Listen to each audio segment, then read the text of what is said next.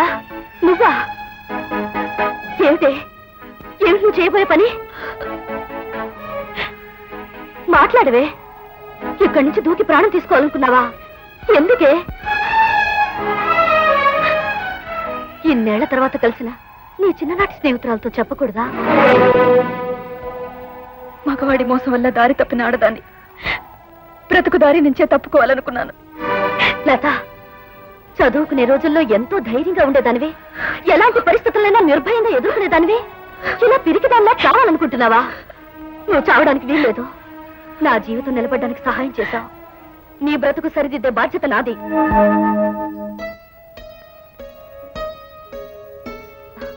రావే, అలా నిలబడిపోయావే. రా కూర్చో, మా వారిని పిలుస్తాను. దొరగారు ఇంట్లోనే ఉన్నారు. ఏమండి ఏమండి ఏమండి? ఏమిటి శాంతి?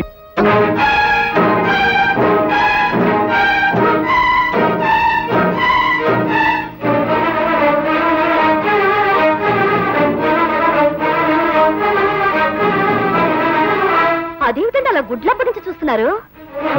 అదేమన్నా గుడ్లగూబ అనుకున్నారా? అది నా చిన్ననాటి స్నేహితురాలు, పేరు ఆశాలత. రండి. లత, ఆయనే మా శ్రీవారు, పేరు రామకృష్ణ. కానీ మనిషి మాత్రం రాముడే అనుకో. నమస్తే. నమస్తే. అనుకోని పరిస్థితుల్లో అనుకోకుండా ఇది నాకు కలిసిందండి. కొంతకాలం పాటు మన ఇంట్లోనే ఉంటుంది. మా ఆయన నా మాట కాదనరు, మా ఇల్లే మీ ఇల్లు అనుకొని చెప్పి తీసుకొచ్చాను. మంచి పని చేశా. చూసావా లత, నేను ఏ పని చేసినా మా ఆయనకు మంచి పనిగానే తోస్తుంది.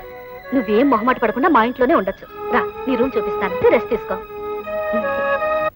అలాంటి దౌర్భాగ్యుడిని జైలు చేసినా పాపం లేదు.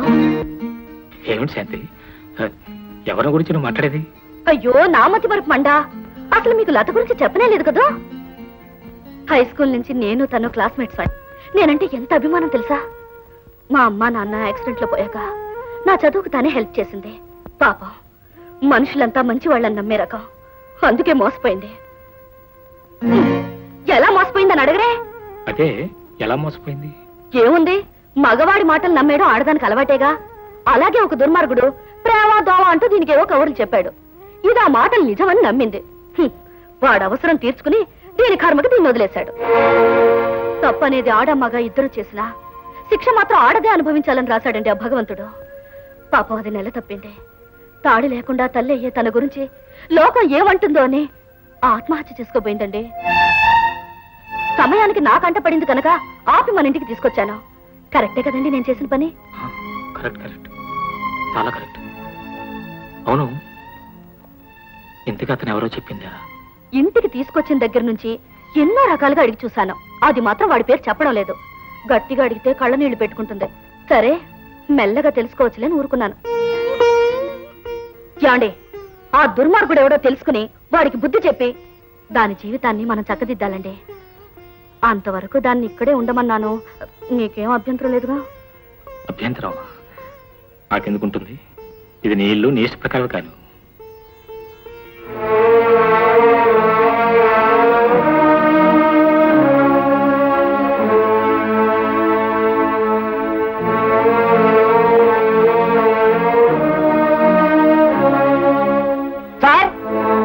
ఏమిటయ్యా? ఏమిటి? మిమ్మల్ని చూస్తుంటే రుక్మిణీ సత్యభామల మధ్య ఇరుక్కున్న శ్రీకృష్ణులా కనిపిస్తున్నారు. You want any advice from me? Mister Appalachari, అనవసరం విషయాలు ఆఫీసులో మాట్లాడు. ఇంతకెందుకు వచ్చావు? ఈ ఫైల్ మీద సంతకం చేస్తారేమోనని. చేస్తారు, మీరు సంతకాలు బాగా చేస్తారు. కింద చేయండి సంతకం. కింద కింద కింద. శాంతి,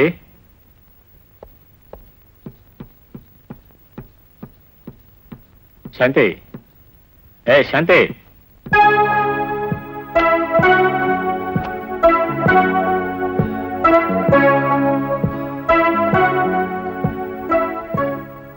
శాంతి లేదా?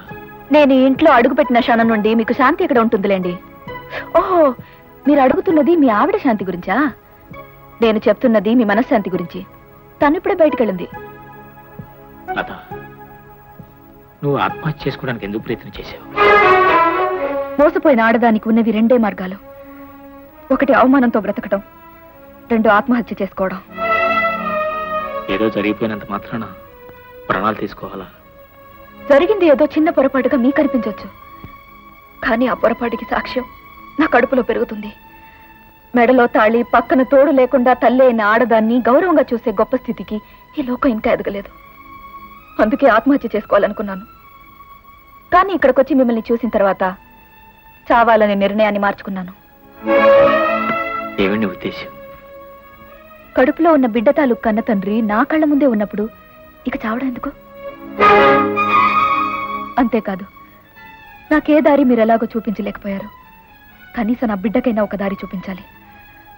అంతవరకు ఈ ఇంట్లో మీ శాంతితో పాటు ఈ అశాంతి కూడా ఉంటుంది.